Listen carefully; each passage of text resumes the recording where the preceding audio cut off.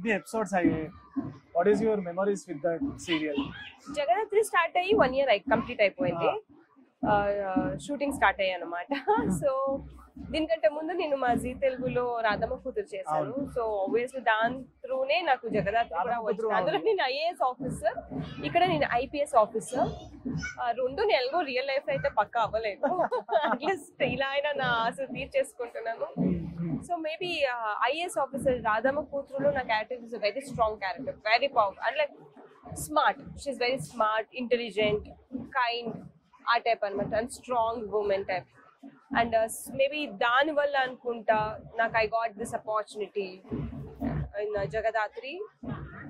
Thanks to Zee Telugu because Anuradha ma'am who gave this opportunity. అంటే ఎన్ని days పట్టింది మీకు తెలుగు కానీ ఇదంతా ఈ స్లాంగ్ అని ఇదంతా పట్టుకోవడానికి? నాకు ఐ తెలుగు అంటే నా mother tongue is Telugu. So నాకు పెద్దగా ఏం టైం పట్టలేదు. ఓకే. సో అండ్ ఇప్పుడు జగదాత్రిలో ఏం నడుస్తుంది, నెక్స్ట్ ఏం రాబోతుంది? సో ఇప్పుడు నేను జగదాత్రిలో ద మెయిన్ ఏంటంటే మా అమ్మ గురించి, మా అమ్మ చావు వెనకాల ఉన్న ఒక సీక్రెట్, తను మంచిది అని నేను ప్రూవ్ చేయాలన్నది తను అసలు ఎవరు చంపారు, ఏమైంది, ఆ కథ గురించి ఇప్పుడు మంచి ఇంట్రెస్టింగ్ గా నడుస్తుంది. సో అది ఏమవుతుంది, అసలు ఏం జరిగింది మా అమ్మ గతంలో, తను మంచి కాప్ అని నిరూపించుకోబోతున్నామా లేదా అని తెలుసుకోవాలి అంటే జగదాత్రి సీరియల్